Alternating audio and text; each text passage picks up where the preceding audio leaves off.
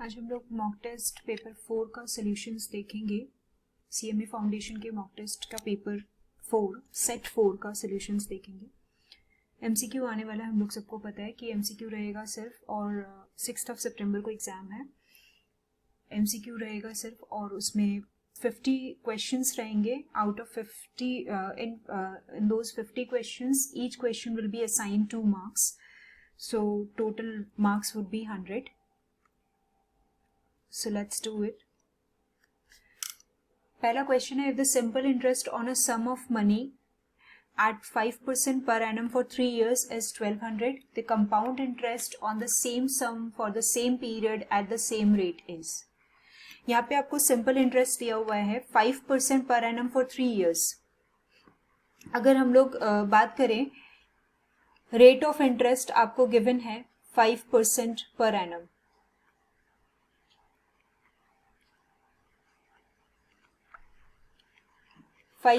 Per annum rate of interest given है for simple interest है, for 1 year का interest दिया हुआ है।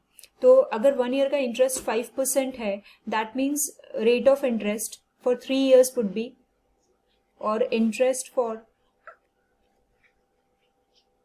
3 years 5 into 3 which is equal to 15%, 15%, 3 साल का इंटरेस्ट हो जाएगा 15%।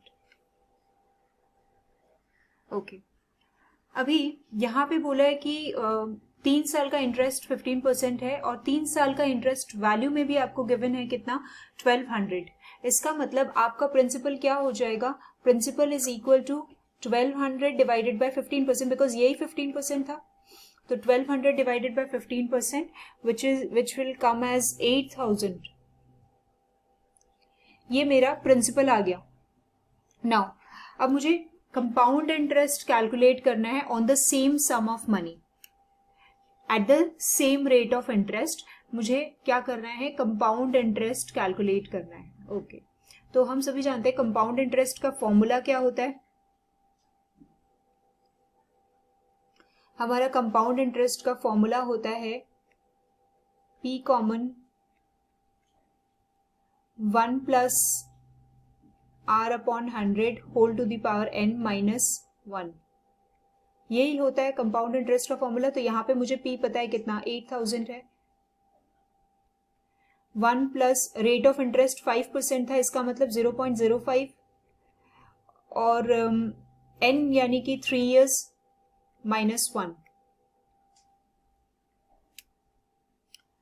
अब इसको अगर फर्दर सॉल्व करेंगे तो it will become as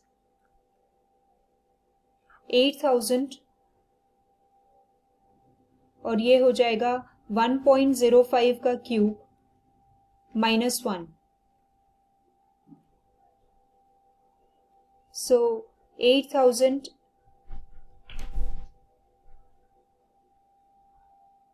into, इसको आप सॉल्व करोगे तो इसका वैल्यू आ जाएगी 0.157,157,625, और मल्टीप्लाई करने पे हमें मिलेगा ₹1261।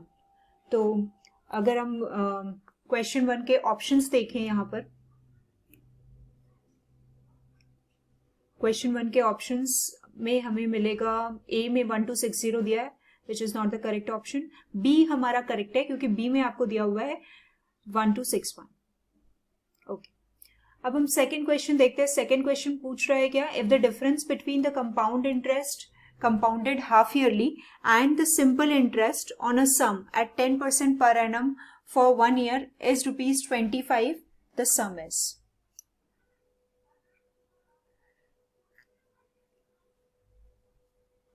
ओके, तो हम देखते हैं नंबर 2। तो नंबर 2 में सबसे पहले हम कंपाउंड इंटरेस्ट कैसे निकालते हैं, हाफ ईयरली कंपाउंडेड है, इसका मतलब क्या हो जाएगा, 1 साल का ही इंटरेस्ट है, बट वो हाफ ईयरली कंपाउंडेड है। तो हम यहाँ लिखेंगे 1.05 होल टू द पावर 2, क्योंकि n इंटू 2 हो जाता है जब हम लोग हाफ ईयरली कंपाउंड कर रहे होते हैं, और 10% इंटरेस्ट रेट था जिसको हमने 2 से डिवाइड किया, तो ये 1.05 आ गया, 5% हो गया, हाफ ईयरली में 5% आ गया, माइनस 1, और यहाँ पे फिर हो जाएगा माइनस, अब मुझे क्या करना है, सिंपल इंटरेस्ट कैलकुलेट करना है। तो सिंपल इंटरेस्ट कैसे कैलकुलेट करते हैं, 1 साल का इंटरेस्ट है यानी टाइम 1 है, तो कंसिडरेबल नहीं, आप 1 को किसी से भी मल्टीप्लाई करोगे, जो भी नंबर से मल्टीप्लाई करोगे वो एज इट इज रहेगा, तो उसको कंसिडरेबल नहीं है। और 10% इंटरेस्ट रेट था, इसका मतलब 10p, अगर मैं प्रिंसिपल को p ले लेती हूँ तो 10p upon 100 is equal to, इन सब का डिफरेंस मतलब कंपाउंड इंटरेस्ट और सिंपल इंटरेस्ट का डिफरेंस कितना आ रहा है, 25 आ रहा है। ओके, तो अब हम अगर इसको सॉल्व करें, अंदर वाले पार्ट को 1.05 का स्क्वायर निकाले तो ये आएगा 1.1025, और फिर उसमें से 1 सब्ट्रैक्ट करेंगे तो वो आएगा 0.1025, sorry 0.1025p, and then minus यहां पे हो जाएगा 0.1p is equal to 25। Now अब हम सब्ट्रैक्ट कर देंगे इसको, आप इसको सब्ट्रैक्ट कर लो, ये कितना आएगा 0.1025 माइनस 0.1, तो ये आएगा 0.0025 p इज इक्वल टू 25, और फिर आप इसको डिवाइड कर दो, p is equal to 25 upon 0.0025 and it will come as 10,000।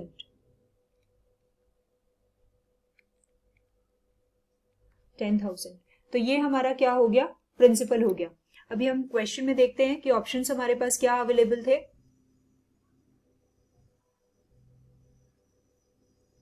हमें प्रिंसिपल पूछा था, ऑप्शंस देख लेते हैं, ऑप्शंस चेक करते हैं, 9,000, 9,500, option C which is 10,000, option C would be the correct option. Okay, फिर नेक्स्ट क्वेश्चन हम थर्ड नंबर क्वेश्चन का देखते हैं। थर्ड नंबर क्वेश्चन में क्या पूछ रहा है, if X Y Z are in GP and a to the power x, b to the power y and c to the power z are equal, then a b c आर n। तो यहाँ पे हम क्या कर सकते हैं कि यहाँ पे हम एक्स वाई जेड को कोई पर्टिकुलर नंबर लेट कर सकते हैं, जैसे कि अगर मैं यहाँ पे थर्ड नंबर क्वेश्चन में मैं लेट करती हूँ, let X Y and Z are 1, GP series का कोई भी नंबर हमें लेट करना पड़ेगा क्योंकि यहाँ पे जीपी सीरीज की बात हो रही थी, तो हम जीपी सीरीज का कोई भी नंबर लेट करेंगे। लेट्स से 1, 2 एंड 4 मैंने लेट किया हुआ है, तो यहाँ पे मैंने जीपी सीरीज में इसको लेट कर लिया, और फिर मुझे बोला गया है क्या कि a to the power x is equal to b to the power y is equal to c to the power z। तो इसको मैं पूरा को होल को k ले सकती हूँ, तो अगर मैं इसको k ले लेती हूँ तो ये भी मेरा k हो जाएगा, इसका मतलब a is equal to k to the power 1 upon x, और b to the power y is equal to k, that means b is equal to k to the power 1 upon y, and c to the power z is equal to k, that means c is equal to k to the power 1 upon z। Now हमें X Y and Z की value पता थी, x Y and Z की value हमने late की हुई थी 1, 2 and 4, that means ये हो जाएगा k to the power 1 upon 2, sorry k to the power 1 हो जाएगा, ये x की वैल्यू हमने 1 ही लेट की थी तो k टू द पावर 1, और 1 हम लिखते नहीं है पावर में, और b की वैल्यू हो जाएगी k to the power 1 upon 2, और c की वैल्यू हो जाएगी k to the power 1 upon 4। Now अब आप ये जो मैंने निकाला a b and c,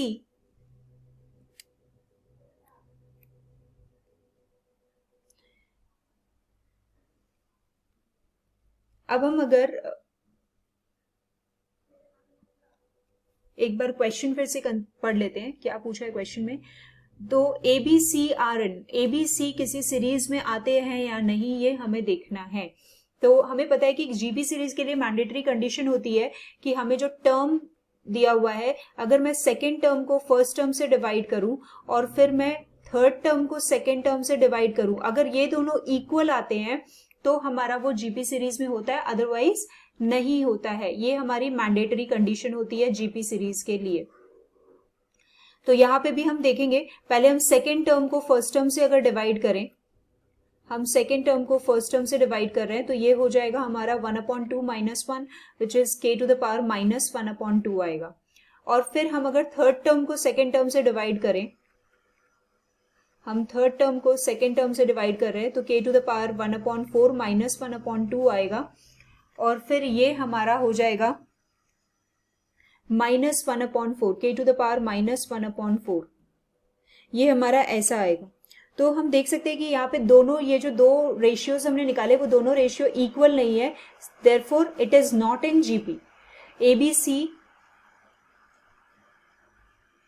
A B and C are not in GP, GP में तो नहीं है, और एपी तो ये वैसे भी नहीं लग रहे थे हमें, तो ना ये जीपी है ना ये एपी है। तो हम ऑप्शंस देखते हैं, क्वेश्चन में ऑप्शंस क्या दिए हुए हैं, एपी, जीपी, एचपी, एचपी भी नहीं है, इसका मतलब option D is correct, none of these. HP वैसे भी आपके सिलेबस में नहीं पढ़ाया गया, तो एचपी ऑप्शन तो कभी करेक्ट होगा भी नहीं। Next number 4,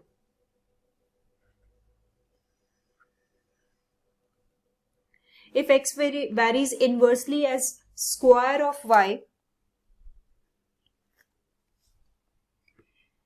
and given that y is equal to 2 for x is equal to 1, then the value of x for y is equal to 6 will be।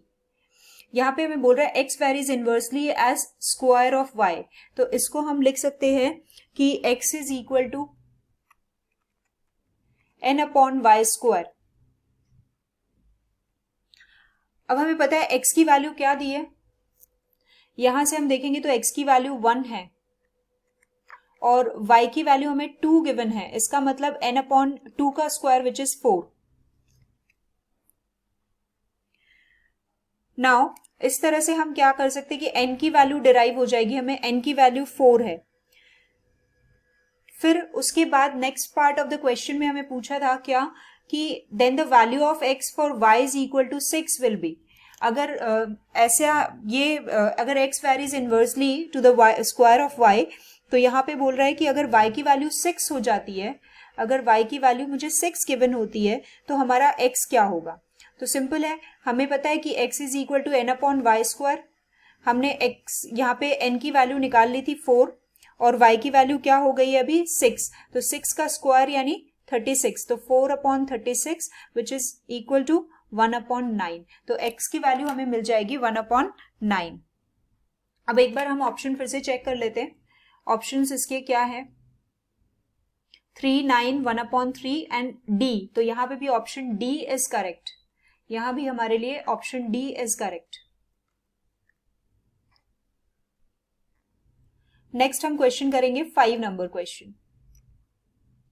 5 number question में पूछ रहा है ratio of earning of A and B is 4:7 if the earning of A increases by 50% and those of B decreases by 25%, the new ratio of their earnings become 8:7. What is A's earning? यहाँ पे वैसे तो ये question से ही साफ समझ में आ रहा है कि ये डेटा इनएडिक्वेट है, फिर भी हम इसको थोड़ा सा ट्राई करते हैं, एक बार करने की कोशिश करते हैं। यहाँ पे आपके ऑप्शंस में भी गिवन है यहाँ पे कि डी डेटा इनएडिक्वेट, डी ऑप्शन में दिया हुआ है डेटा इज इनएडिक्वेट और वो ही हमारा राइट ऑप्शन है, लेकिन फिर भी एक बार हम देख लेते हैं इसको कि कैसे करा जा सकता है। तो 5 में लेट द अर्निंग ऑफ ए, हम जैसे करते हैं रेशियोज में हम क्या करते हैं कि जो रेशियो दिया रहता है उसमें x लगा के हम उसकी अर्निंग लेट कर लेते हैं, तो let the earning of A B 4x and that of b, फिर हमारी b की अर्निंग क्या हो जाएगी 7x। अब हमें न्यू अर्निंग्स निकालनी है, तो न्यू अर्निंग्स हमें पता है कितनी है, न्यू अर्निंग्स हमारी ए की जो अर्निंग है वो 50% इंक्रीज हुई है, इसका मतलब 4x का अगर मैं 150% निकालूं तो मुझे पता चल जाएगा न्यू अर्निंग क्या है विच इज 6x। और अगर मैं इसका b का 7x है जिसकी मुझे 25% अर्निंग डिक्रीज हुई है, तो मैं इसका 85% निकालूं, ये 100% है और इसका मैं 85% निकालूं तो मुझे पता चल जाएगा कि b की क्या अर्निंग है, तो 5.25x आ रही है। अब यहाँ पे आपको बोला गया था कि न्यू रेशियो गिवन था वो था 8:7, तो अगर मैं 6x को लिखूं 8 तो मुझे x मिलेगा कितना 8/6 विच इज 1.33, और सिमिलरली अगर मैं 5.25x को लिखूं 7 तो फिर मुझे x मिलेगा कितना 7/5.25 विच इज अगेन 1.33। आप देख रहे हैं यहाँ पे रेशियोज का इक्वालिटी हो रही है, लेकिन क्योंकि डेटा इनएडिक्वेट है तो हम इसकी अर्निंग्स फाइंड आउट नहीं कर पाएंगे। तो यहाँ पे आपका ऑप्शन डी इज करेक्ट। इस क्वेश्चन में आपका ऑप्शन डी करेक्ट है, डेटा इनएडिक्वेट। आपको सफिशिएंट डेटा नहीं प्रोवाइडेड है इस क्वेश्चन के लिए।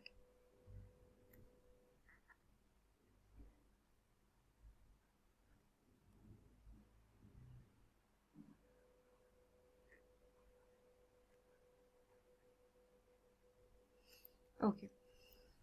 So now next question, question number 6. Question number 6 में बोला PQ and R are three cities. The ratio of average temperature of between P and Q is 11 and 12. 11:12. P and Q का average temperature 11:12 दिया हुआ है आपको, और कह रहा है क्या, and that between P and R is 9:8. P and R का एवरेज टेम्परेचर 9:8 है, और आपसे पूछ रहे the ratio between the average temperature of Q and R। Average temperature of Q and R आपको निकालना है। तो इस तरह का सम हमने रेशियो एंड प्रोपोर्शन में सीखा था कि जब भी ऐसे दिया रहता है तो हम P की वैल्यू को दोनों रेशियोज में इक्वल बनाएंगे, और इक्वल बनाने के लिए हमें क्या करना होगा, ये जो नंबर्स हैं ये हम इंटरचेंज करेंगे। इसका मतलब 11 के साथ मैं 9 को मल्टीप्लाई करूंगी और 9 के साथ मैं 11 को मल्टीप्लाई करूंगी। अब क्योंकि इस फर्स्ट वाले रेशियो में मैंने 11 को 9 से मल्टीप्लाई किया, इसका मतलब डिनोमिनेटर में जो 12 है उसे भी मुझे 9 से मल्टीप्लाई करना पड़ेगा। सिमिलरली यहां भी मैंने क्योंकि P को 11 से मल्टीप्लाई किया है सेकेंड रेशियो में, तो मुझे R को भी 11 से मल्टीप्लाई करना पड़ेगा।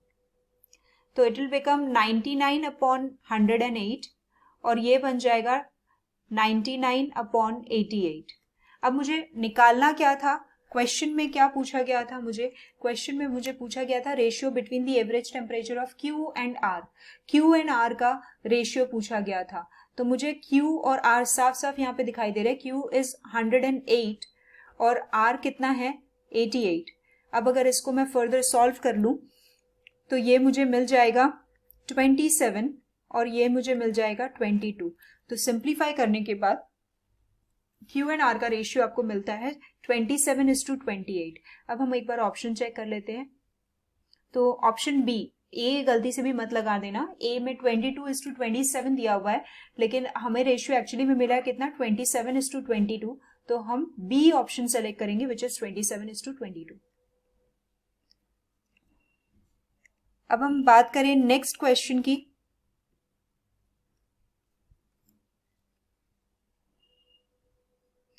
If A is to B, question number 7, if A is to B is 2:5, then 10A plus 3B is equal to 5A plus 2B. Sorry, 10A plus 3B is to 5A plus 2B is equal to. आपको एक ratio already provided है, कौन सा, A is to B का ratio आपको provided है, उसकी value आपको दी हुई है 2:5, और पूछ रहा है 10A plus 3B and 5A plus is to 5A plus 2B की वैल्यू आपको निकालनी है। तो आप पहले लेट कर लो कि let A is equal to 2x and B is equal to 5x। अब ये वैल्यूज ना आप A और B के प्लेस पे न्यू वाले रेशियो में पुट करते चले जाओगे। 10A plus 3B upon 5A plus 2B, यहां हम वैल्यूज पुट करते चले जाएंगे। 10 into 2x plus 3 into 5x upon 5 into 2x plus 2 into 5x। तो ये मेरा हो जाएगा 20x plus 15x, और ये बनेगा 10x plus 10x। तो मुझे मिल जाएगा 35x plus 20x, और इसको मैं जब सॉल्व करूंगी तो x and x gets cancelled और यहां मेरे को मिलेगा 7/4। अब एक बार चेक कर लेते हैं, तो ऑप्शन ए ही साफ यहाँ पे अपरेंटली दिख रहा है कि ऑप्शन ए हमारा करेक्ट ऑप्शन है। Now next 8, the students of 2 classes are in the ratio 5:7। अगर 2 क्लासेस के स्टूडेंट्स का रेशियो है 5:7, if 10 students left from each class the remaining students are in the ratio 4:6, मतलब दोनों क्लासेस से 10 students ने लीव कर गए, तो आपके पास नया रेशियो बन जा रहा है 4:6. Then the number of students in each class, तो हमें फिर number of students in each class निकालना है. तो हम 8 नंबर क्वेश्चन ले रहे हैं. 8 नंबर क्वेश्चन में पहले रेशियोज दिया हुआ था, तो हम लेट कर लेंगे कि let the number of students in 2 classes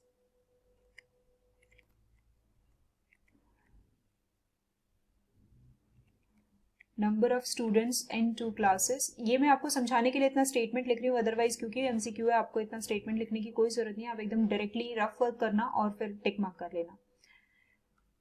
late the number of students in 2 classes 5x and 7x. तो हमें क्या करना है, 5x माइनस 10, क्योंकि फर्स्ट क्लास से भी 10 स्टूडेंट्स लीव कर रहे हैं और सेकेंड क्लास से भी 10 स्टूडेंट्स लीव कर रहे हैं, और लीव करने के बाद नया रेशियो मेरा क्या बन रहा है 4/6. तो अब हम क्रॉस मल्टीप्लाई कर लेंगे जैसा कि हम जानते ही है. तो 30x minus 60 is equal to 28x minus 40. Now 30 minus 28 ये कितना बन जाएगा, 2x is equal to 20. So x is equal to 10. x मुझे 10 मिल गया, इसका मतलब the number of students, therefore the number of students in 2 classes are. 2 classes में नंबर ऑफ स्टूडेंट्स फिर कितने हो जाएंगे, मैंने लेट किया हुआ था 5x, यानी उसको मैं लिख सकती हूँ 5 into 10 विच इज 50, और दूसरे क्लास में 7x यानी 7 into 10 विच इज 70. तो 50 और 70 इज द आंसर. अब हम ऑप्शन चेक करते हैं. हमारा D option is correct. D में लिखा हुआ है 50 and 70. नेक्स्ट क्वेश्चन नंबर 9, ये मैं रब कर देती हूं. क्वेश्चन नंबर 9 में पूछा है, in 40 litres mixture of glycerine and water the ratio of glycerin and water is 3:1. Glycerine and water का रेशियो आपको दिया हुआ है 3:1. तो हम लिख लेते हैं G एंड W से रिप्रेजेंट कर लेते हैं 3:1. और टोटल कितना है, टोटल मिक्सचर की क्वांटिटी कितनी है, टोटल मिक्सचर की क्वांटिटी आपको दी हुई है 40 लीटर्स. दैट मीन्स आप चाहो तो आप इसमें से G निकाल सकते हो ना. G would be what, 3 into 4/40 which is कितना 30 लीटर्स. अगर G 30 लीटर है तो बाकी कितने बचे 10 लीटर्स, तो 10 लीटर इज योर वाटर. अब यहाँ क्या पूछ रहे, the quantity of water added in the mixture in order to make this ratio 2:1. अब आप कितनी क्वांटिटी वाटर की नए मिक्सचर में कितनी क्वांटिटी आप वाटर की ऐड करोगे, तो वो रेशियो बन जाएगा 2:1. तो यहाँ पे मुझे पता है कि ग्लिसरीन तो 30 लीटर दिया हुआ था और उसमें कुछ ऐड करने के लिए नहीं बोल रहा है. आपको क्या करने बोल रहा है, वाटर में ऐड करने बोल रहा है. तो वाटर में मैंने मान लिया x लीटर ऐड कर रहे हैं, तो नया रेशियो बन रहा है 2:1 का. फिर से हम क्रॉस मल्टीप्लाई कर लेंगे. 20 + 2x is equal to 30.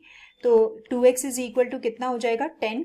So therefore x is equal to कितना 10/2 विच इज 5 लीटर. तो हमें आंसर मिल गया कि 5 लीटर वाटर और ऐड करेंगे.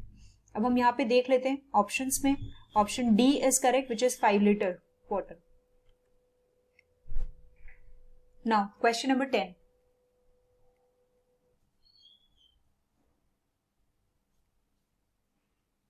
क्वेश्चन नंबर 10 में बोला, 2 numbers are in the ratio 7:8. If 3 is added to each of them, the ratio becomes 8:9.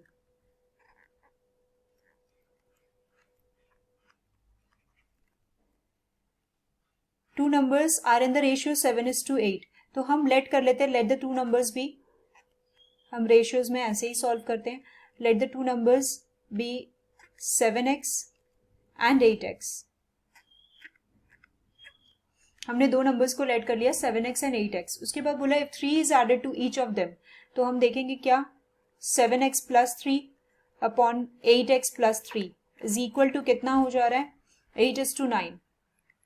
फिर हम क्रॉस मल्टीप्लाई करेंगे. क्रॉस मल्टीप्लाई करने से हमें मिलेगा 63x plus 27 is equal to 64x plus 24, यानी x इज इक्वल टू 3. ये हमें मिला और हमें नंबर्स पूछा है, तो देयरफॉर द नंबर्स आर, हम नंबर्स निकाल लेंगे. 7x इज इक्वल टू कितना, 7 इंटू 3 विच इज 21, और 8x is equal to 8 into 3 which is 24. आप ऑप्शंस में चेक करो कितना आ रहा है. 21 and 24, option C. Option C is the correct option. Now अब हम इसके बाद नेक्स्ट क्वेश्चन देखेंगे. 11 number. The number of straight lines that can be drawn out of 10 points of which 7 are collinear. यहाँ पे हमको 10 पॉइंट्स दिए हैं और उसमें से 7 कोलिनियर है. कोलिनियर मतलब इन the same straight line. Collinear का मतलब होता है आपको जो गिवन है 10 पॉइंट्स, उसमें से 7 पॉइंट्स कोलिनियर है. Collinear in the sense they are in the same line.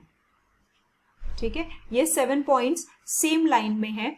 और बाकी कितने बचे फिर, बाकी आपके पास बच गए 3 मोर पॉइंट्स, है ना. तो ये जो 7 कोलिनियर पॉइंट्स हैं, ये कोई दूसरी स्ट्रेट लाइन नहीं बनाएंगे, ये सारे के सारे पॉइंट्स मिलके आपकी एक ही स्ट्रेट लाइन बना देंगे, है ना.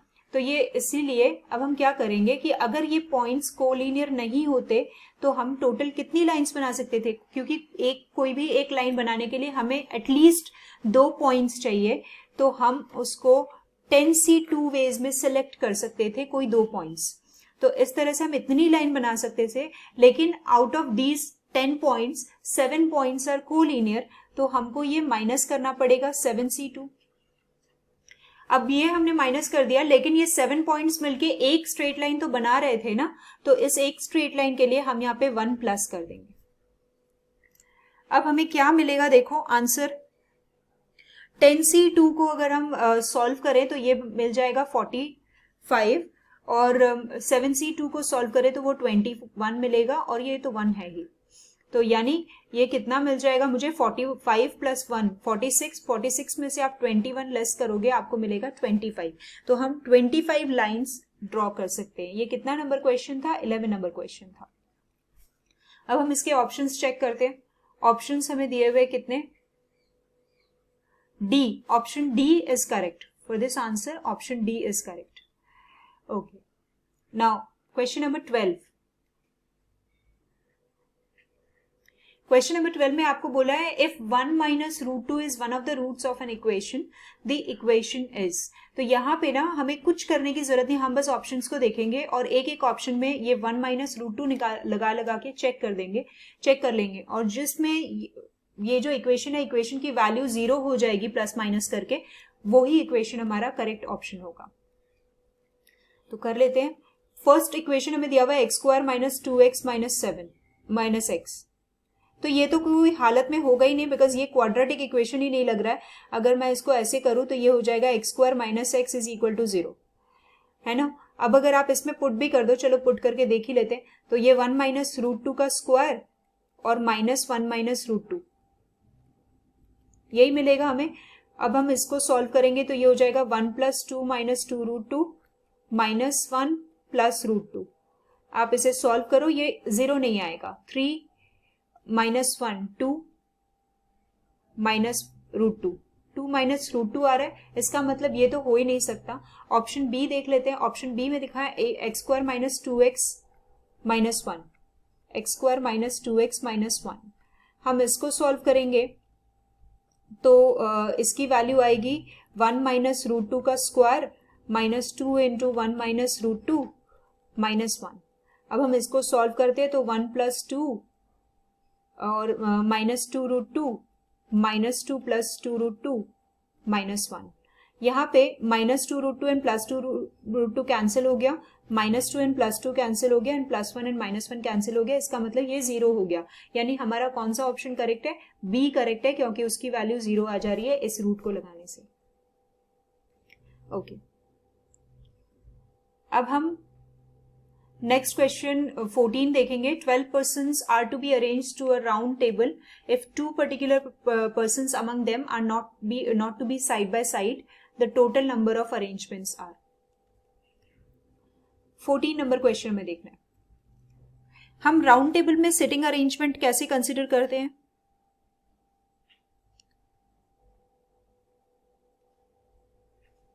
हम राउंड टेबल में सिटिंग अरेंजमेंट्स कैसे लगाते हैं, तो number of circular permutation,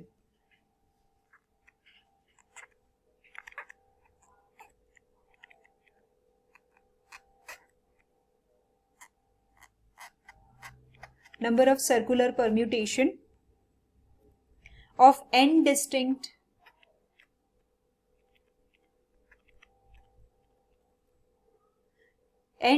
things का नंबर ऑफ सर्कुलर परम्यूटेशन कैसे निकालते हैं, तो वो हम निकालते हैं n-1 फैक्टोरियल करके।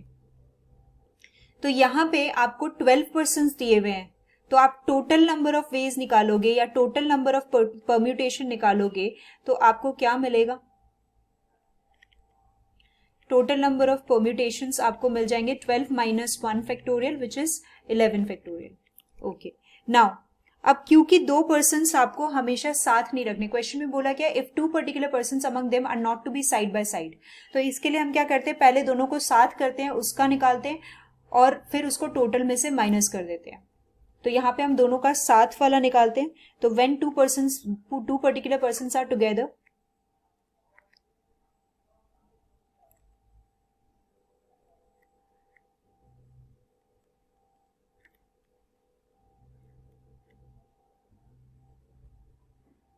when 2 particular persons are together, तो हमें क्या मिल जाएगा, 2 particular persons are together में हम यहाँ पे 11 है, तो हम उसमें से क्या करेंगे, 2 persons together वाला ले लेंगे, तो together लेने से मुझे क्या मिलेगा, मुझे मिल जाएगा 10 factorial. 2 particular persons are together, तो मुझे 10 फैक्टोरियल मिला। फिर वो 2 जो पर्टिकुलर पर्सन्स हैं वो भी तो आपस में रीअरेंज कर सकते हैं, तो वो हो जाएगा मेरा 2 फैक्टोरियल। नाउ तो फिर अगर इसीलिए मुझे रिक्वायर्ड केस क्या मिलेगा, जिसमें कि 2 पर्टिकुलर पर्सन साथ में नहीं होंगे, तो रिक्वायर्ड केस के लिए मैं क्या करूंगी, दोनों को माइनस कर दूंगी, which is 11 factorial minus 10 factorial 2 factorial. इसको हम कैसे सॉल्व करते हैं हमें पता ही है, 11 इंटू 10 फैक्टोरियल, इसको मैं लिख सकती हूँ माइनस 10 फैक्टोरियल इंटू 2 फैक्टोरियल। फिर मैं क्या करूंगी, 10 फैक्टोरियल को कॉमन ले लूंगी, तो मुझे मिलेगा 11 माइनस 2, 2 का फैक्टोरियल 2 फैक्टोरियल 2 ही होता है, तो यहाँ पे मुझे मिलेगा 10 फैक्टोरियल इंटू 9, इसको हम लिख सकते हैं 9 इंटू 10 फैक्टोरियल, और फिर हम ऑप्शन चेक करेंगे, ऑप्शन हमें देखने को मिलेगा option A 9 into 10 factorial is correct. इसके बाद हम 15 नंबर क्वेश्चन देखेंगे। 15 नंबर क्वेश्चन में बोला total number of committees formed of 4 men and 3 women from 7 men and 5 women so that Mr. X and Mr. Y do not come in the same committee. Total number of committee, पहले तो हम ना total number of committee निकाल लेंगे। Total number of committee कैसी बनेगी, 15 number question में total number of committee हम पहले निकालेंगे। टोटल नंबर ऑफ कमिटी कैसी बनेगी, तो मुझे क्या करना है, 4 men की कमिटी बनानी है आउट ऑफ 7 men, तो मेरा हो जाएगा 7C4 इनटू, फिर मुझे कितने विमेन लेनी है, 3 विमेन लेनी है आउट ऑफ 5 विमेन, तो मुझे 5C3 करना पड़ेगा। तो ये अगर इसको मैं सॉल्व करूं तो ये मेरे को मिलेगा 350, ये मुझे मिलेगा 350। अच्छा, ये तो मुझे सॉल्व करके 350 मिल गया। अब मुझे क्या करना है, मुझे ध्यान में रखना है कि mister X and mister Y are together. If mister X and mister Y are together, mister X and mister Y मतलब दोनों क्या है, मेन वाले ग्रुप में से है, mister X and mister Y are together. तो अगर mister X and mister Y are together हैं तो फिर मुझे क्या करना पड़ेगा, इन दोनों को तो टुगेदर है, मतलब ये तो मेरा फिक्स हो गया कि ये दोनों तो रहेंगे कमेटी में। बाकी कितने बचे मेरे पास, बाकी मेरे पास 5 men है, जिसमें से मुझे कितने सिलेक्ट करने हैं, 2 सिलेक्ट करने हैं, क्योंकि ऑलरेडी 2 सिलेक्टेड है, और 5C3। तो अब मुझे कितना मिलेगा, इसको अगर मैं सॉल्व करूंगी तो इट विल कम एज 100, ये मुझे 100 मिलेगा। तो देयरफॉर द रिक्वायर्ड केस आपका क्या था कि जब Mister X and mister Y will never be together. तो Mister X and mister Y will never be together, आपका कितना आएगा 350 माइनस 100 विच इज 250। अब आप एक बार ऑप्शन चेक करो कितना आ रहा है, 350, 120, 230, नन ऑफ दीज, यानी मेरा कौन सा ऑप्शन होगा, डी, नन ऑफ दीज। इसके बाद हम क्या करेंगे, 16 नंबर क्वेश्चन देखेंगे। 16 नंबर क्वेश्चन में आपको क्या बोला है, आपको एक इक्वेशन दे दिया है और उसकी वैल्यू पूछ रहा है, बहुत इजी है, इसमें तो कुछ करना ही नहीं है आपको। आपको क्या इक्वेशन मिला है, 5x square plus 4 minus 2 minus 5x square minus 2 is equal to, यहां पे आप 5 plus 5x square and minus 5x square सामने से दिख रहा है, कैंसिल हो जाएगा, minus 2 and minus 2 will become minus 4, तो 4 minus 4 which is equal to 0, यानी आपको कितना मिलेगा, option A is correct for this question, option A is correct. Next 17 number question, there are 11 distinct books, among them 6 books can be arranged in a shelf, the number of arrangements so that 3 particular books will be side by side is, यहाँ पे आपको 11 books दी हुई है और आपको arrange करनी है, उनको अरेंज करना है 17 नंबर क्वेश्चन में।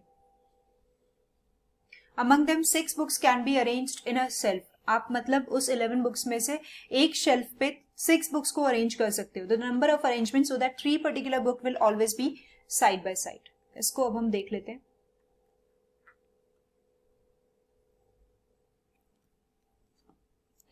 तो हमें 17 नंबर क्वेश्चन करना है। तो पहले हम क्या करेंगे कि 3 particular books are already selected ना, आपको 3 पर्टिकुलर बुक्स 11 में से 3 पर्टिकुलर बुक्स आपने ऑलरेडी चूज कर ली कि ये तो आप रखोगे ही उस शेल्फ में, तो बाकी कितने बचे 8, और इसमें से आपको कितना सिलेक्ट करना पड़ेगा, क्योंकि 3 ऑलरेडी सिलेक्ट कर लिए तो और कितनी 3 सिलेक्ट करेंगे, क्योंकि एक शेल्फ पे 6 बुक्स अरेंज हो सकती है, तो 3 मैंने ऑलरेडी सिलेक्टेड है मेरे पास, तो मैं 3 बुक्स और अरेंज करूंगी। उसके बाद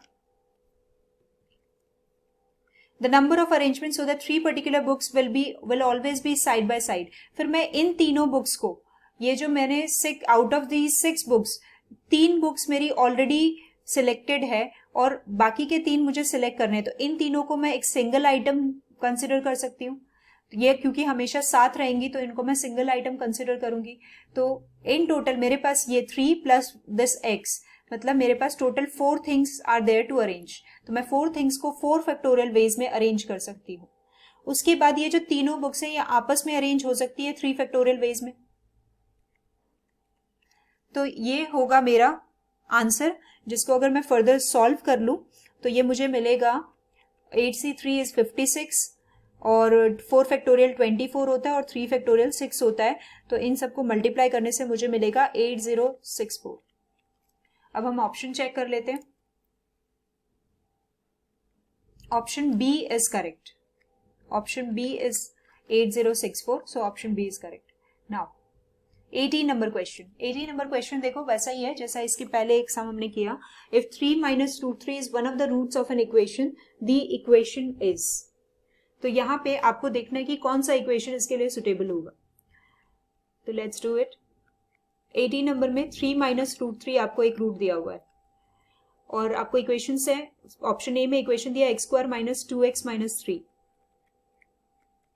आप इस पे अगर वैल्यू पुट करो 3 minus root 3 का square minus 2 into 3 minus root 3 minus 3, तो it will become 9 plus 3 minus 6 root 3 minus 6 plus 2 root 3 minus 3, तो ये आपका हो जाएगा 12 minus 6 minus 3, मतलब ये आएगा 3 और ये यहाँ पे आ जाएगा 4 root 3, तो ये तो हो नहीं सकता क्योंकि इसकी वैल्यू हमारी 0 नहीं आई। अब हम दूसरा इक्वेशन देखेंगे। दूसरा इक्वेशन क्या दिया हुआ है, x square minus 3x minus 1, इस पे भी हम लगा के देख लेते हैं, x square minus 3x minus 1। यहाँ पे मैं करूंगी तो 3 minus root 3 का whole square minus 3 into 3 minus root 3 minus 1, तो ये फिर से मेरे पास कितना आएगा 9 plus 3 minus 6 root 3 और ये हो जाएगा माइनस 9, ये प्लस 3 root 3 माइनस 1। ये भी नहीं होगा क्योंकि यहाँ पे root 3 वाली वैल्यू बच जाएगी आपकी। 9 plus 3 12 minus 9 3 माइनस 1 2, यहाँ पे 2 बचेगा और यहाँ पे आपके बच जाएगा 3√3। तो ये भी नहीं होगा। नेक्स्ट इक्वेशन आप लगा के देखो। नेक्स्ट इक्वेशन आपको दिया हुआ है x² माइनस 4x, ये भी नहीं होगा। आप d लगा के देखो, x² माइनस 6x प्लस 6, क्योंकि हमारा यहाँ पे 6√3 आ रहा है बार बार, तो यानी कि ये 6√3 कैंसिल करने के लिए हमें अगर इसके साथ में 6 मिलेगा तभी ये 6√3 कैंसिल हो सकता है। तो हम इसको करके देख लेते हैं। 3 minus √3 whole square minus 6 into 3 minus √3 plus 6। आप इसे सॉल्व करो। 9 plus 3 minus 6√3 minus 18 plus 6√3 plus 6। अब ये देखो, ये पूरा कैंसिल होने के चांसेस हैं। माइनस प्लस कैंसिल, और ये माइनस 18 है, और यहाँ पे आपका 9 plus 3 12 plus 6 18। So 18 minus 18 which is 0। तो यहाँ पे हमें 0 मिल जा रहा है, यानी हमारा कौन सा ऑप्शन करेक्ट है? डी करेक्ट है। इस केस में हमारा डी ऑप्शन करेक्ट है। Now 19, Nandan gives dinner party to 6 guest. Nandan ने 6 गेस्ट को डिनर पार्टी दी है। The number of ways in which they may be selected from 10 friends if 2 of the friends will not attend the party together is. तो हम पहले वही करेंगे, पहले हम दो फ्रेंड्स को टुगेदर रखेंगे और फिर उसको क्या करेंगे, टोटल में से माइनस कर देंगे। तो हमें मिल जाएगा कि कितने हैं, कितना इसके सिलेक्शन, नंबर ऑफ सिलेक्शंस होंगे। तो कर लेते हैं। डिनर पार्टी टू 6 गेस्ट है। पहले तो हम टोटल नंबर ऑफ वेज निकाल लेते हैं।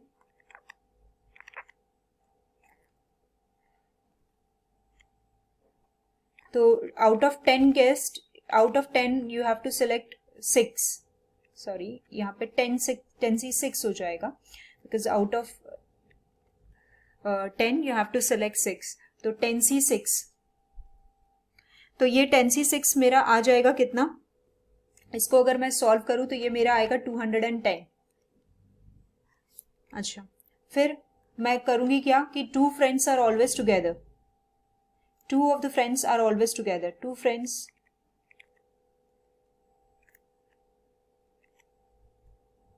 are together.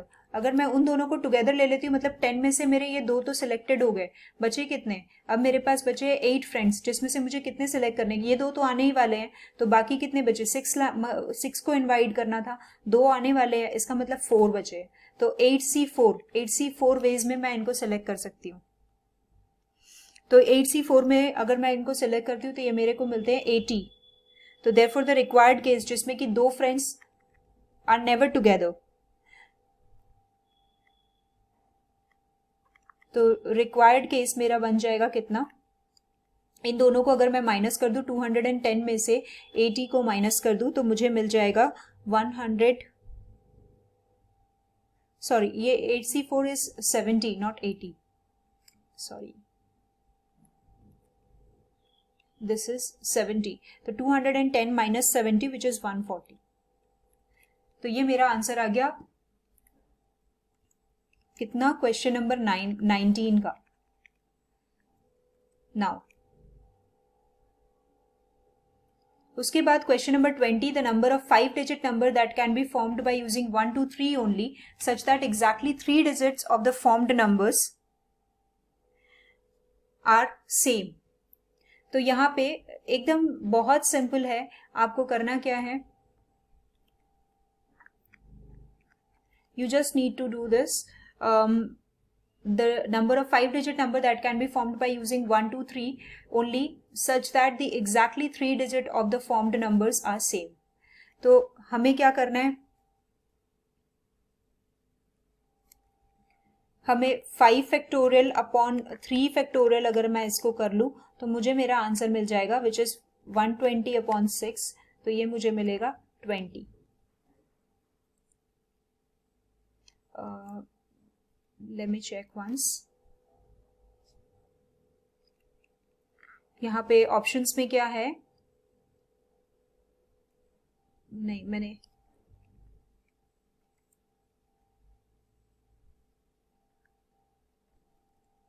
यहाँ पे number of 5 digit number that can be formed by using 1 to 3 only such that exactly 3 digits of the numbers are same. यहाँ पे मुझे 3 केसेस मिलेंगे। फर्स्ट केस इसका होना चाहिए, यहाँ पे मैंने थोड़ा सा मिस्टेक कर दिया। फर्स्ट केस आपका होना चाहिए कि जैसे अगर मैं यहाँ पे नंबर्स पुट करना शुरू करूँ तो मेरे पास 5 प्लेसेस हैं और मेरे पास कितने 3 डिजिट्स हैं।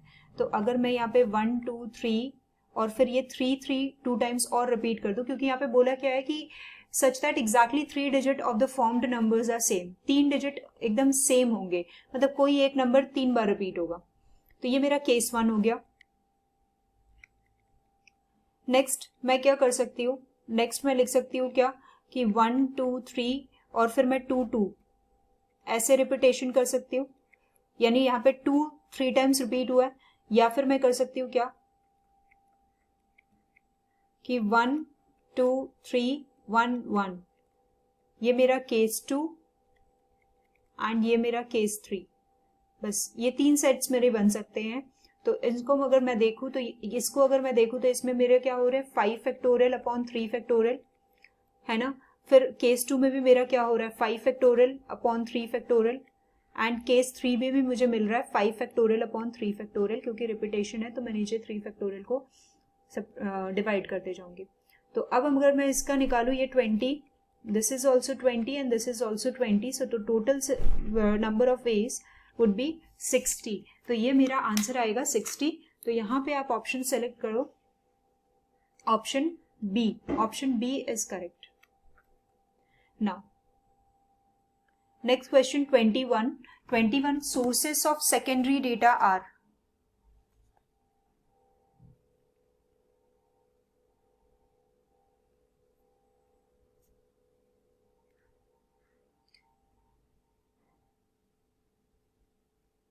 तो sources of secondary data are published sources होगा इसका answer.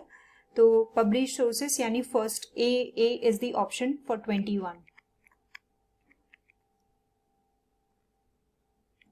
Now next 22 number question, 22 number question is which of the following is a qualitative data. तो यहाँ पे आप देख रहे हो सैलरी फिगर्स में होती है तो that is a quantitative data. Profits भी फिगर में होता है, वो भी क्वांटिटेटिव हुआ। वेट्स भी फिगर में होते हैं, वो भी क्वांटिटेटिव हुआ। लेकिन ड्रिंकिंग हैबिट्स ये क्या है, ये क्वालिटेटिव डेटा है, क्योंकि यहाँ पे कोई नंबर नहीं यूज हो सकता है ना। तो 22 का D option is correct. Next comes 23. In the plural sense, statistics means. तो in the plural sense, statistics means numerical data, which is option A. ठीक है। अच्छा, उसके बाद next question है a series showing the sets of all distinct values individually with their frequency is known as simple frequency distribution. 24 का answer है B, which is simple frequency distribution. Next comes 25. Life of a TV tube is. तो यहाँ पे आपको अब 4 options फिर से मिले हैं, continuous variable, independent variable, discrete variable and difficult to tell. तो यहाँ पे आपका हो जाएगा कंटिन्यूअस वेरिएबल। 25 का आंसर है continuous variable. Next the modal letter of the word statistics. Modal letter का मतलब हुआ यहाँ पे आपको मॉड निकालना हो अगर इन सारे लेटर्स में, तो हम क्या करते हैं मॉड में जो हाईएस्ट फ्रीक्वेंसी जिसकी होती है उसी को हम मॉड कंसिडर करते हैं। तो यहाँ पे आप देखो एस कितने टाइम्स है, एस 3 टाइम्स है। टी कितने टाइम्स है, टी भी 3 टाइम्स है। ए कितने टाइम है, 1 टाइम। आई कितने टाइम्स, 2 टाइम्स। तो यहाँ पे हाईएस्ट फ्रीक्वेंसी किसकी है, एक तो एस की है और दूसरी किसकी, टी की है। दोनों 3 टाइम्स रिपीट हुए हैं ना, इसका मतलब एस एंड टी बोथ। आप यहाँ पे ऑप्शन सिलेक्ट करो, option D is your correct option, S and T both.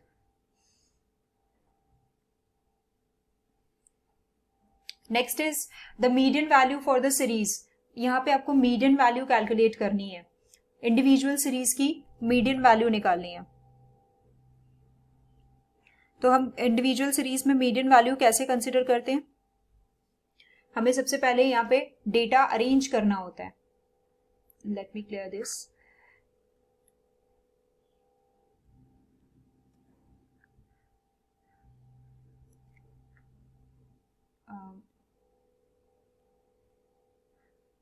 Okay, तो हम यहाँ पे पहले डेटा अरेंज करेंगे।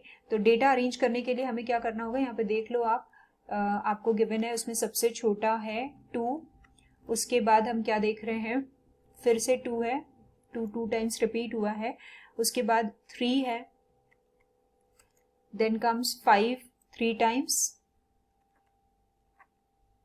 उसके बाद 6 है 2 टाइम्स, और फिर मुझे मिला हुआ है कितना, 8 और फिर 9, यानी यहाँ पे कितने टोटल डिजिट्स है, 1 2 3 4 5 6 7 8 9 10। मैंने कितना लगाया, 1 2 3 4 5 6 7 8 9, 1 2 3 4 5 6 7 8 9 10। ओके, तो करेक्ट है। अच्छा, अब मुझे क्या करना है, मीडियन निकालना है। तो मीडियन निकालने के लिए मैं क्या करती हूँ, मीडियन के लिए होता है n+1/2 विथ टर्म। तो मुझे यहाँ पे क्या करना है, 10+1/2 विथ टर्म निकालना है, and that will be 11/2 which is 5.5 term. अब यहाँ पे फिफ्थ टर्म मेरा क्या है, 1 2 3 4 5, फिफ्थ टर्म मेरा 5 है। उसके बाद मैं सिक्स्थ और फिफ्थ टर्म को सब्ट्रैक्ट करके जो आएगा उसका 0.5 लूंगी। तो सिक्स्थ टर्म भी 5 है, फिफ्थ टर्म भी 5 है, तो यहाँ पे मुझे मिलेगा 5 + 0 विच इज 5। तो मुझे मेरा मीडियन यहाँ पे आएगा 5। आप ऑप्शंस देखो, option B is correct. Next है 28 नंबर क्वेश्चन। 28 नंबर क्वेश्चन में आपसे पूछा है, if 1 2 3 4 occur with respective frequency 1 2 3 4 then their arithmetic mean is. So simple, आपको क्या करना है, x लिखा हुआ है 1 2 3 4 और उसकी फ्रीक्वेंसी दी हुई है कितनी, वो भी 1 2 3 4। आपसे अरिथमेटिक मीन पूछा है तो ऑब्वियसली आप fx निकालोगे, तो 1 4 9 16 ये आपका fx आया। आप फ्रीक्वेंसी का समेशन ले लो और fx का समेशन ले लो, इसका आएगा 5 + 9 14, 14 + 16 30, और ये आ जाएगा 1 + 2 3 3 + 3 6, 6 + 4 10। तो मुझे मीन कितना मिलेगा, x mean is equal to sigma fx upon sigma f। तो ये मुझे मिल जाएगा 30/10 विच इज 3। तो मेरा मीन आएगा 3 सॉरी। तो option C is correct.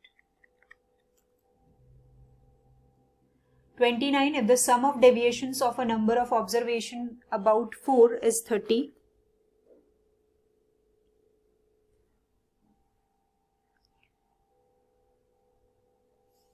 and that about 3 is 40, the mean of the observations। तो यहाँ पे हम देख रहे हैं कि 4 का डेविएशन ले रहे हैं, कोई अगर वेरिएबल x लेते हैं तो उसका 4 से डेविएशन ले रहे हैं तो 30 आ रहा है और उसका समेशन, और अगर 3 से डेविएशन ले रहे हैं तो 40 आ रहा है उसका समेशन। तो पहले तो हम लेट कर लेंगे कि let the number of observations be x।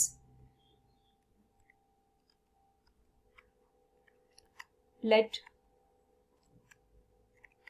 The number of observations be x। क्योंकि हमें नंबर ऑफ ऑब्जर्वेशंस प्रोवाइडेड नहीं था तो हमने सबसे पहले नंबर ऑफ ऑब्जर्वेशंस ही लेट कर लिया, और फिर हम क्या करेंगे कि 30 हमारा आ रहा था, जब क्या डेविएशन कितना था 4, तो 30 में अगर हम 4x को प्लस कर देंगे, यानी number of observations multiplied by 4 करके उसको ऐड कर लेते इस समेशन के साथ में, और फिर उसको नंबर ऑफ ऑब्जर्वेशन से डिवाइड कर देते तो हमारा मीन आ जाएगा। सिमिलरली जो सेकेंड वाला ऑप्शन दिया हुआ था जिसमें मुझे दिया हुआ था कि 40 है और उसके लिए डेविएशन कितना से लिया हुआ था 3 से, तो 3 into number of observation upon number of observation कर लेंगे, तो ये दोनों इक्वल होना चाहिए क्योंकि ये दोनों मीन की वैल्यू ही लेके आएंगे। तो हम यहाँ पे अगर इसको सॉल्व करेंगे तो this gives x is equal to 10, ये मुझे x देते हैं 10, यानी नंबर ऑफ ऑब्जर्वेशन 10 है। तो अब मेरा मीन क्या हो जाएगा, now mean is equal to, mean मैं कैसे निकाल सकती हूँ, मैं यहाँ पे 30, कोई भी एक फॉर्मूला, या तो आप ये वाला लगा लो या तो आप ये वाला लगा लो, 30 + 4x यानी 4 × 10/10 करूंगी तो मुझे मिल जाएगा 70/10 विच इज 7। तो मेरा मीन क्या आएगा, 7 आएगा। आप ऑप्शन चेक करो, ऑप्शन में ऑप्शन ए है करेक्ट है जो कि 7 है। Now next 30 number question, mean is a measure of, तो mean is always a measure of location, तो लोकेशन यानी A, option A is correct. Next, in any discrete series when all values are not same the relationship between mean deviation and standard deviation is, जब कोई when all values are not same तो relationship between mean deviation and standard deviation is option C.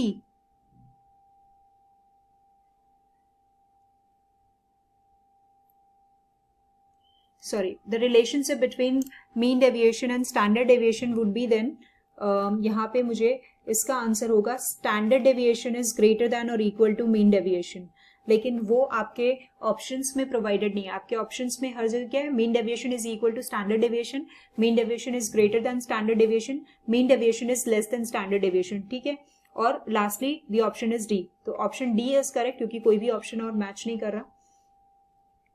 Now next 32 में पूछ रहा है the average of the sum of squares of the deviations about mean is called, इसका answer होगा variance. 32 का answer है variance यानी option A. Next 33, if the variables x and y are related by this and the range of x is 10 then range of y is, इसको हम clear कर देते हैं और ये वाला सम सॉल्व कर लेते हैं. 33 नंबर क्वेश्चन है. यहाँ पे आपको बोला क्या है कि आपको एक इक्वेशन दिया हुआ है 3x minus 2y plus 6 is equal to 0. तो हमें सबसे पहले पता है कि हम y निकाल लिया करते हैं यहाँ से, तो y हमारा हो जाएगा 3/2x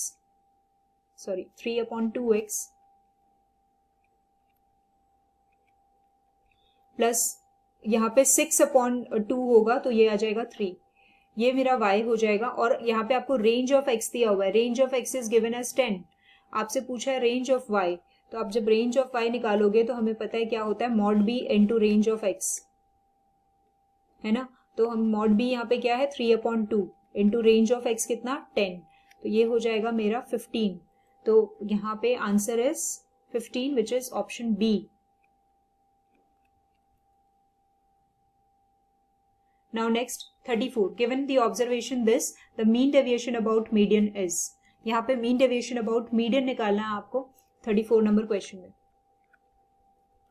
तो mean deviation about median निकालने के लिए हम सबसे पहले क्या करते हैं, median निकालना पड़ेगा हमें, है ना. तो यहाँ पे ये गिवन डेटा में से हम median निकालेंगे, तो हम पहले लिख लेते हैं 5, 9, 13, 17 एंड 25 ये दिया हुआ है हमें, इसका हम मीडियन निकालेंगे. तो ये टोटल नंबर ऑफ ऑब्जर्वेशंस कितने हैं 5, तो हम मीडियन अगर निकालेंगे तो median would be equal to n+1/2 with term. तो यहाँ पे मुझे मिलेगा कितना 5+1 यानी third term is my median. तो यहाँ पे थर्ड टर्म इज 13, तो मेरा मीडियन क्या हो जाएगा 13. ओके, अब मुझे मीडियन मिल गया तो मैं क्या निकालूंगी, एब्सोल्यूट डेविएशन निकालूंगी.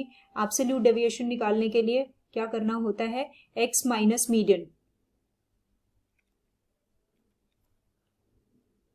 तो x माइनस मीडियन यानी यहाँ पे मुझे कितना मिलेगा, यहाँ पे मुझे मिलेगा 8, यहाँ मिलेगा 1, यहाँ मिलेगा मुझे 4, यहाँ मिलेगा 0, यहाँ 4 और यहाँ 12. अब इसका मैं समेशन निकालूंगी, इसका समेशन आएगा 12 + 4 16 + 12 28, ये मुझे मिला 28. नाउ अब मेरे पास मीन डेविएशन का क्या फॉर्मूला होता है, mean deviation is equal to sigma x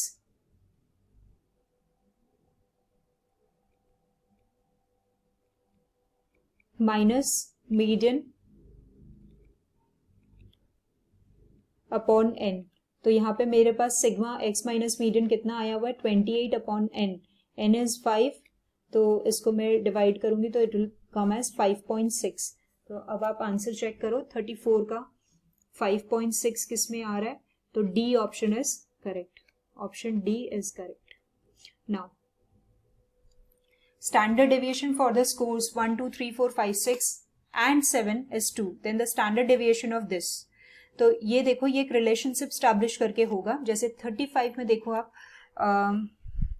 35 का यहाँ पे हम देख रहे हैं कि स्टैंडर्ड डेविएशन दिया हुआ है 1 2 3 4 5 6 एंड 7 का 2. Standard deviation is 2 for 1 2 3 4 5 6 7. तो मैं लेट कर लेती हूँ कि let x is equal to 1 2 3 4 5 6 and 7. तो y मेरा क्या है, y मेरे को गिवन है 13 24 35 46 57 68 एंड 79. यहाँ पे मैं क्या करूंगी, हमने देखा है कि y is equal to, y को मैं लिख सकती हूँ कि ये 11x प्लस 2 है. आप देखो 1 को 11 से मल्टीप्लाई करो 11 आएगा, और प्लस 2 करोगे तो 13 आएगा. फिर 2 को 11 से मल्टीप्लाई करो 22 आएगा, और प्लस 2 करोगे तो 24 आएगा. मतलब हर बार 11x प्लस 2 करके ऑब्जर्वेशन इसका निकल रहा है. इसका मतलब मेरा ये इक्वेशन मिल गया मुझे. अब क्योंकि मुझे इक्वेशन मिल गया है तो मैं क्या कर सकती हूँ, स्टैंडर्ड डेविएशन ऑफ y कैसे निकाल सकती हूँ. Standard deviation of y is equal to mod b into standard deviation of x. ऐसे करके मैं स्टैंडर्ड डेविएशन ऑफ y निकाल सकती हूँ. तो मुझे मॉड b क्या दिया हुआ है, 11 into standard deviation of x. Standard deviation of x मुझे गिवन था 2, तो यानी standard deviation of y is 22. अब आप ऑप्शन चेक करो, ऑप्शन में B option is correct. B is correct. Now next 36. A distribution with two mode is called. 36 में इसका आंसर होगा bimodal. Bimodal is option B.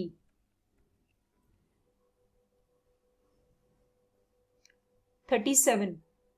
The sum of the squares of deviation for 10 observations taken from their mean 30 is 90. The coefficient of variation. तो यहां पे क्या करना है, हमें n गिवन है, 10 ऑब्जर्वेशंस ना, तो n गिवन है. कितना नंबर क्वेश्चन है ये, 37. 37 में n is given as 10. n हमें 10 गिवन है, और हमें क्या गिवन है, x मीन गिवन है. x mean is 30. x mean is 30. And next क्या गिवन है फिर हमें, तो और हमें बोला है क्या कि the sum of squares of deviation for 10 observations taken from their mean 30 is 90. यानी क्या, मुझे क्या दे रहा है, मुझे बोल रहा है कि x माइनस एक्स मीन का square, sigma x minus x mean का स्क्वायर आपको गिवन है कितना, 90. ये मुझे गिवन है. तो मुझे बोल क्या रहा है, कोफिशिएंट ऑफ वेरिएशन निकालने के लिए बोल रहा है. तो सबसे पहले मुझे कोफिशिएंट ऑफ वेरिएशन निकालने के लिए स्टैंडर्ड डेविएशन निकालना होता है. तो स्टैंडर्ड डेविएशन के लिए आपको सारी चीजें दी हुई है, आपको जस्ट स्टैंडर्ड डेविएशन निकाल ही लेना है. Square upon n. तो आप क्या करोगे, यहाँ पे 90 अपॉन 10, तो ये मुझे मिल जाएगा 3. अब मुझे स्टैंडर्ड डेविएशन मिल गया है ना, तो मेरे पास CV निकालने के लिए बहुत इजी है. SD अपॉन क्या करती हूं मैं, मीन इनटू 100. तो SD मुझे गिवन है 3, और मीन मुझे गिवन है कितना, 30 इंटू 100. तो दिस वुड बिकम 10%. अब 10% गिवन है, यहाँ पे आपको देखो पॉइंट में आंसर दिया हुआ है, तो 10% is equal to 0.1. So answer shall be option B. 38. Graphical method under dispersion is. Graphical method under dispersion को हम लॉरेंज कर्व बोलते हैं, लॉरेंज कर्व. तो C is the option. 39. Which measure of dispersion is least affected by extreme value. तो हमें पता है कि मेजर ऑफ डिस्पर्जन में क्वार्टाइल डेविएशन जो होता है, जिसमें हमको एक्सट्रीम वैल्यूज नहीं लेनी पड़ती है. तो यहां पे quartile deviation is the answer.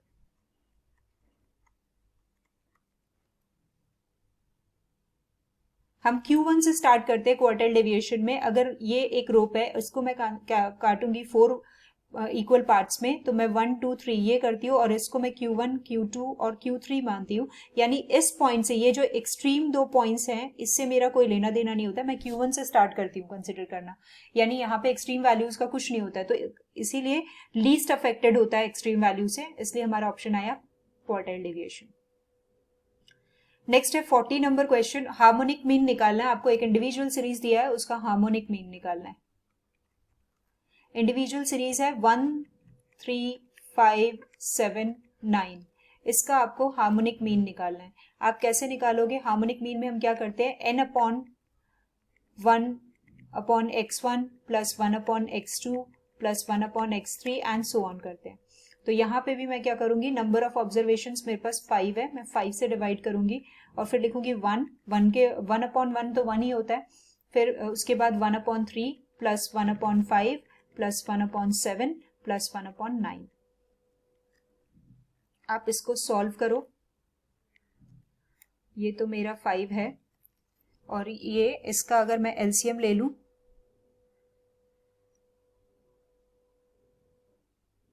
तो ये मेरे को आ जाएगा कितना, 315। ये मेरा आएगा 315 और फिर मैं इसको डिवाइड करूंगी सबसे, तो मुझे मिलेगा फर्स्ट वाले केस में 315 ही मिल जाएगा पूरा का पूरा, फिर मुझे मिलेगा 105, फिर मुझे मिलेगा 63, फिर मुझे मिलेगा 45 और फिर 35। ये मेरे पास आएगा टोटल। अब अगर इसको मैं फर्दर सॉल्व करूं तो ये 5 इसके नीचे ये वाला टोटल इसका समेशन कर देने से ये आएगा 563 अपॉन 315 और हम इसको फिर करेंगे तो 315 अपॉन 563।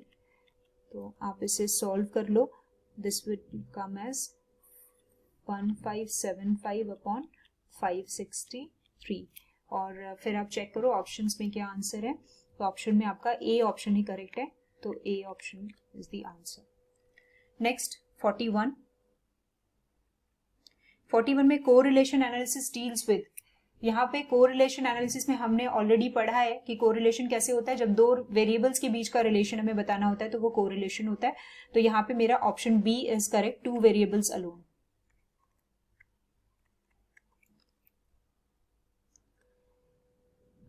उसके बाद 42 स्टैंडर्ड डेविएशन दिया हुआ है x का, स्टैंडर्ड डेविएशन y का दिया हुआ है आपको। Standard deviation of x is 10, standard deviation of y is given as 12 और bxy गिवन है कितना, -0.8 और आपसे पूछा है r निकालने के लिए। तो हमें पता है r कैसे निकालते हैं, हमें bxy निकालना आता है। bxy निकालने के लिए हमें क्या करना होता है, r into standard deviation of x upon standard deviation of y। तो हम यहीं पे वैल्यू पुट कर लेते हैं। bxy की वैल्यू है -0.8 और r तो निकालना है, standard deviation of x given है 10, standard deviation of y given है 12।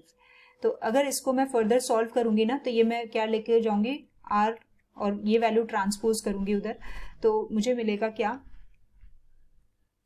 0.8 minus 0.8 into 12 upon 10।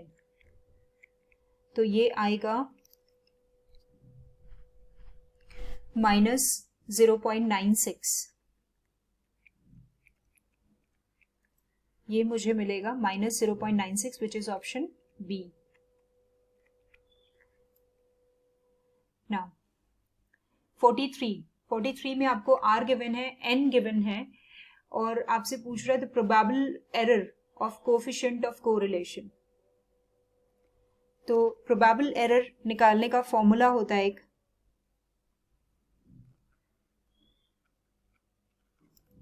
Probable error निकालने का फॉर्मूला होता है probable error is equal to 0.674 into r square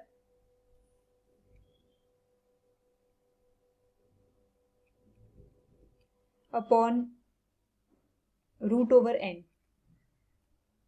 sorry 1 minus r square upon root over n।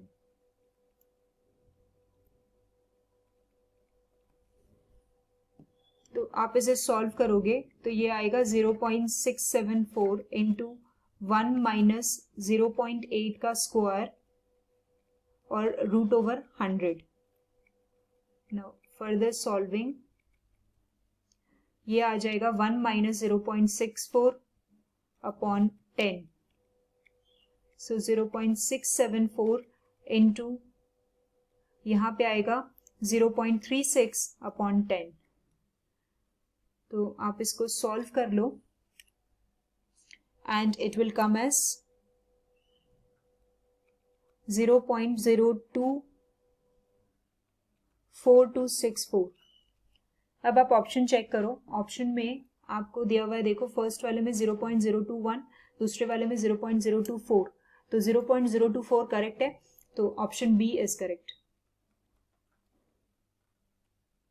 Next 44, rank correlation method was developed by. तो rank correlation method किसने develop किया था, हम नाम पढ़ चुके हैं, कार्ल पियर्सन और स्पेरमैन। स्पेरमैन ने रैंक कोरिलेशन बनाया था, तो स्पेरमैन का हो जाएगा rank correlation, which is option सी।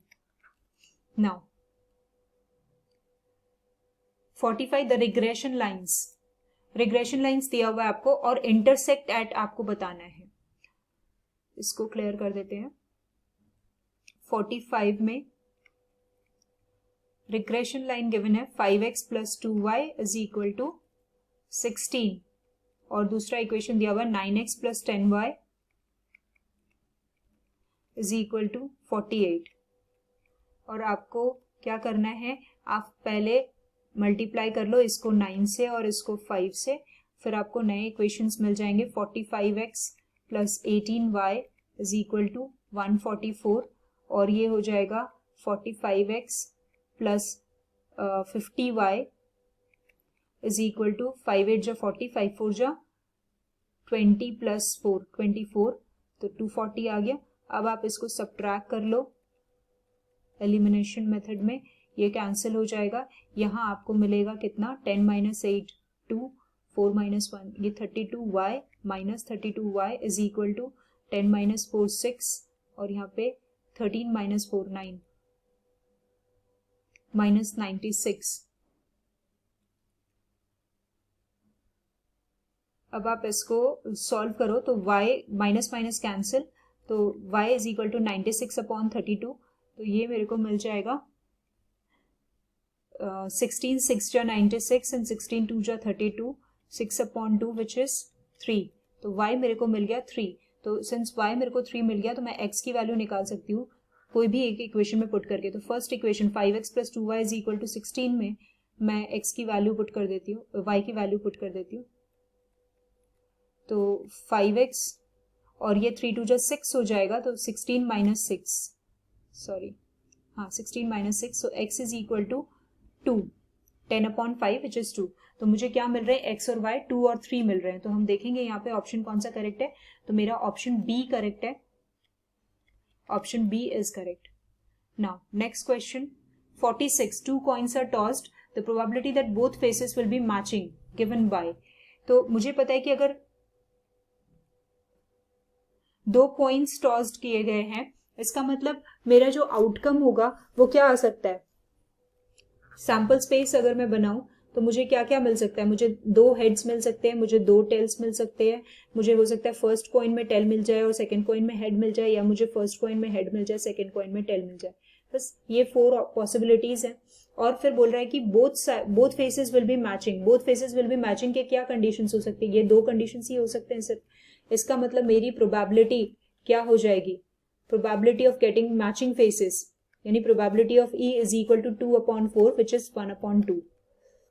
तो यहाँ पे आंसर आपका क्या हो जाएगा, B, option B is correct. Okay, ये कौन सा सम था, ये 46 था हमारा।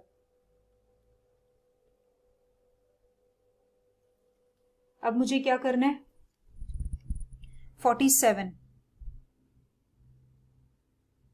47 में बोला है using 1 2 3 4 5 6 4 digit number without repetition of any digit are formed. इन सारे डिजिट से 4 डिजिट नंबर फॉर्म हुआ है बिना किसी रिपीटेशन के, मतलब एक डिजिट एक ही बार आएगा। If one number is taken from these, what is the probability that the selected number is divisible by 4। तो हम सबसे पहले 4 डिजिट नंबर बना लेते हैं इससे।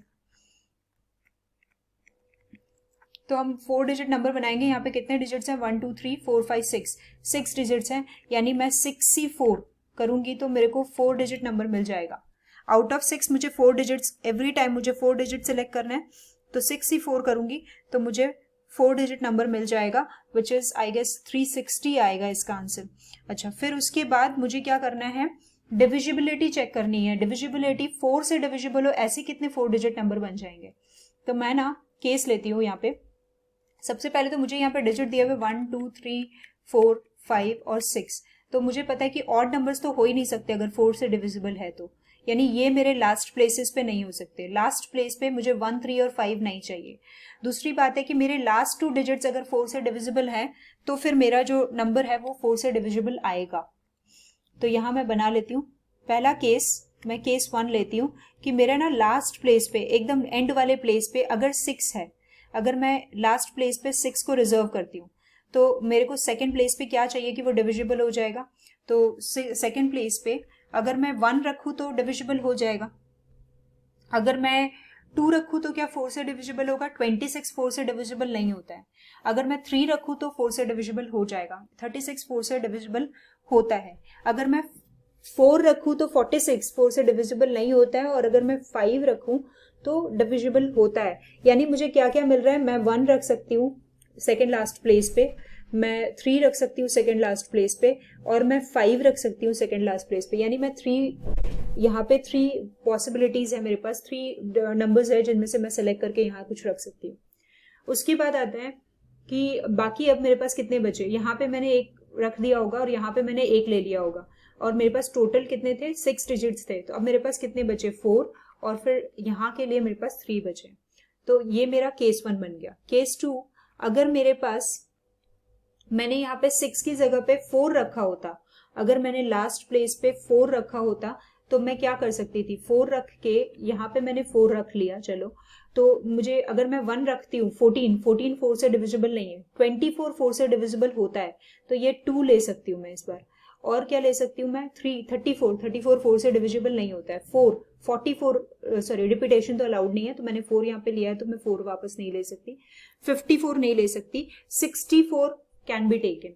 तो यहाँ पे मेरे पास 2 ऑप्शंस हैं, और फिर ये तो 4 और 3 है ये।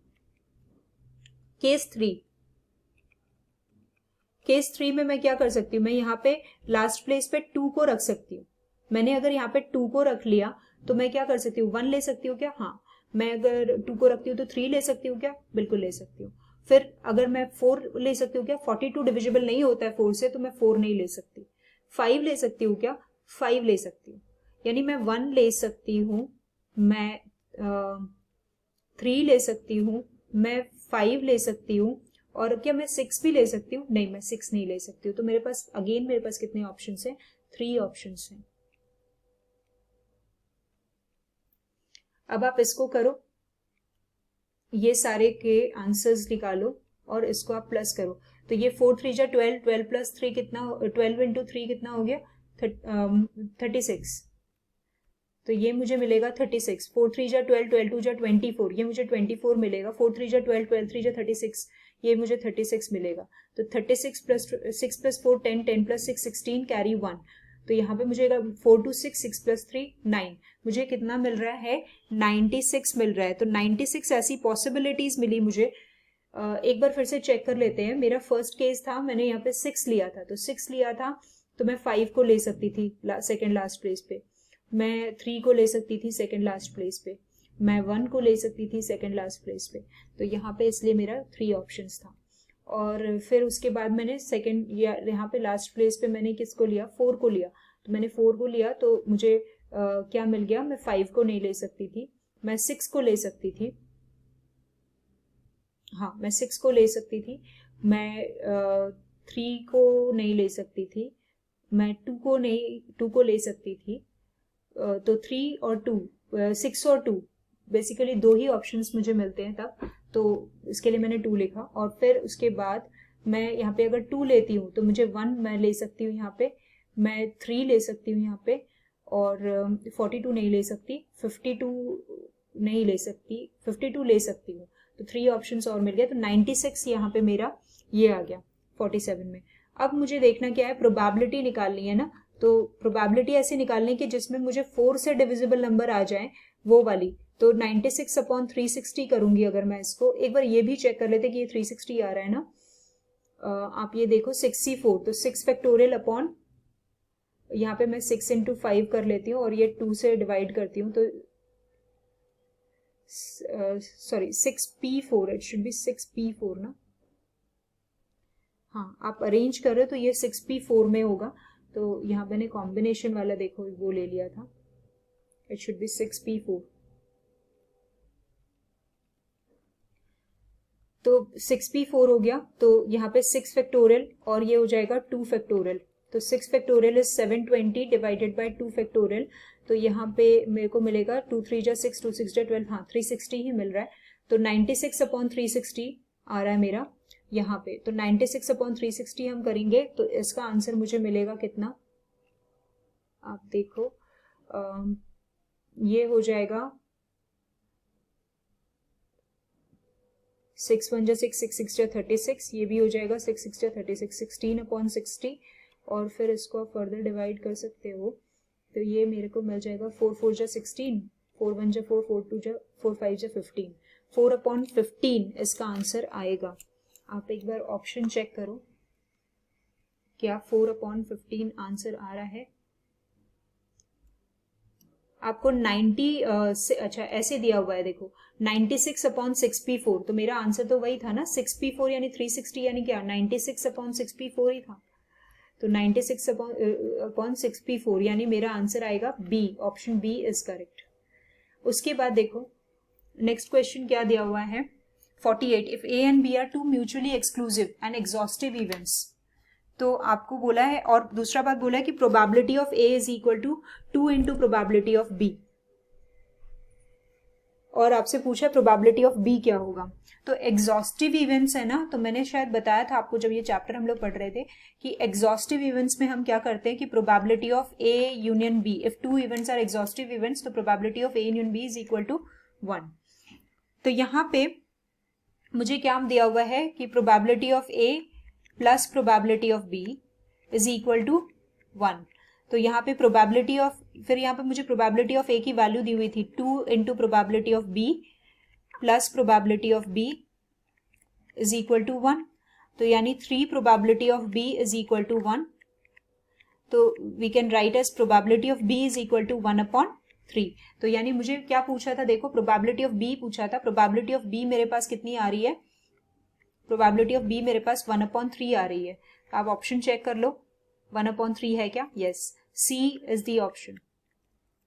Next 49, there are 4 addressed covers and 4 letters. If 4 letters are put in 4 covers randomly, then the probability that not more than 1 letter is put in proper cover is, यहाँ पे not more than 1 letter is put in proper cover से एकदम पता चल रहा है कि या तो कोई भी लेटर को आपने प्रॉपरली एड्रेस नहीं किया, मतलब जो उसका एड्रेस है उसके उस एड्रेस वाले एनवेलप में नहीं डाला है, या तो फिर सिर्फ एक होगा जिसको आपने उस एड्रेस वाले एनवेलप में डाला है, अदरवाइज वो बाकी 3 जो है उसको आपने गलत एड्रेस वाले एनवेलप में ही डाला है। तो ये हमको देखना है 49, तो क्या करेंगे, हम जानते हैं कि 4 लेटर्स जो हैं उनको आप 4 एड्रेस्ड कवर्स में 4 फैक्टोरियल वेज में पुट कर सकते हो।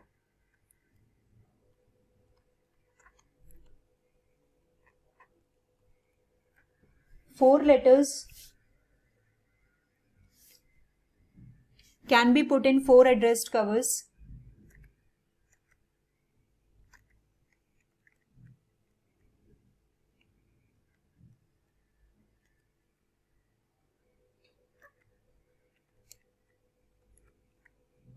इन 4 फैक्टोरियल वेज। आप 4 लेटर्स को 4 एड्रेस्ड कवर्स में 4 फैक्टोरियल वेज में पुट कर सकते हो। फिर आपने क्या किया, लेट, आप लेट कर लो केसेस कि 0 letters are put, let A is equal to 0 letters are put in proper cover.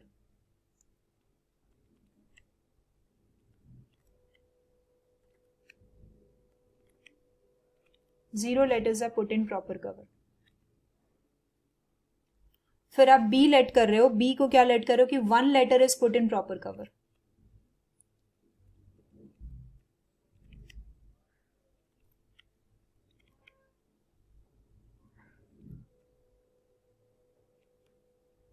C 2 letters are put in proper cover.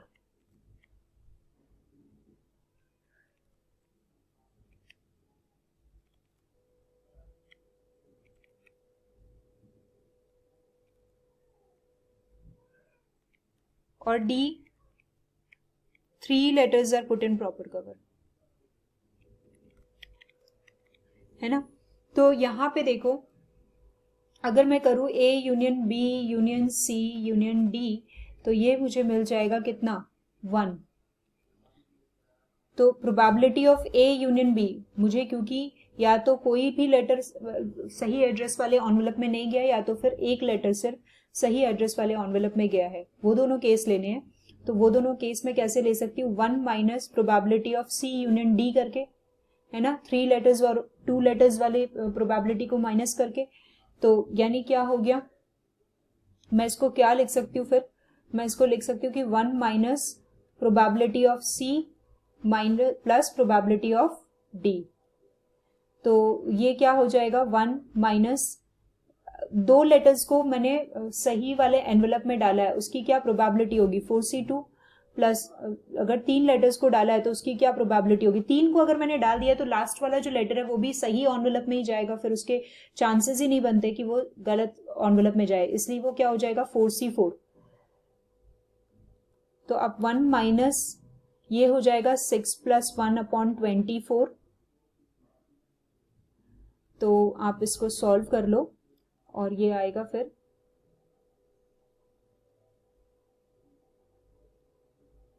ये 4 फैक्टोरियल यानी 24 डिवाइडेड बाय 4, ये 6, हाँ, और ये आपका आएगा 1, तो ये आएगा 7/24। आप इसको सॉल्व करो, 24 ये 7 माइनस यहाँ पे कितना आएगा 24, तो 24 माइनस 7, 14 माइनस 7 7, और ये आएगा आपका 17/24। आप ऑप्शन चेक करो, 17/24 है क्या, यस, तो option C is your correct option. Next and last question, a fair die is rolled, probability of getting more than 4 or less than 3। बहुत सिंपल है, वेरी सिंपल इट इज। आपने एक die को role किया तो आपको कितने फेसेस होते हैं एक डाई में, 6 होते हैं, तो सैंपल स्पेस क्या बन सकता है आपका 6। अच्छा, फिर आपको क्या प्रोबेबिलिटी चाहिए, मान लो E is the probability of getting more than 4 और लेस देन 3। तो आपको क्या मिलेगा, मोर देन 4 क्या क्या हो सकते हैं, एक तो 5 मिल सकता है, या तो फिर 6 मिल सकता है, और लेस देन 3 में क्या क्या मिल सकता है, एक तो 1 मिल सकता है और दूसरा 2 मिल सकता है, इसके अलावा तो और कोई चांसेस नहीं है। तो आप क्या करोगे, देयरफॉर प्रोबेबिलिटी ऑफ E आपको कितना मिल जाएगा, 4/6। तो आप इसको फर्दर सॉल्व कर लो, 2/3 is your answer which is A। तो option A is correct in this case. 50 number question. तो ये हमारा मॉक टेस्ट का सेट 4 सॉल्व कर लिया हमने, सेट 4 के सारे क्वेश्चंस हमने सॉल्व कर लिए।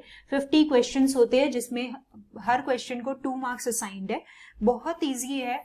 अगर आप थोड़ा ध्यान देके करो, थोड़ा सा प्रॉब्लम्स एक बार सॉल्व कर लो, और पूरे के पूरे जो 25 सेट्स आपके CMA इंस्टीट्यूट ने प्रोवाइड किया, अगर वो आप पूरा सॉल्व कर लेते हो तो फिर आपको डरने की जरूरत नहीं, एकदम कॉन्फिडेंस लेवल बहुत अच्छा हो जाएगा, एकदम स्ट्रांग हो जाएगा। तो प्रैक्टिस करते रहो। Okay then, bye bye, thank you.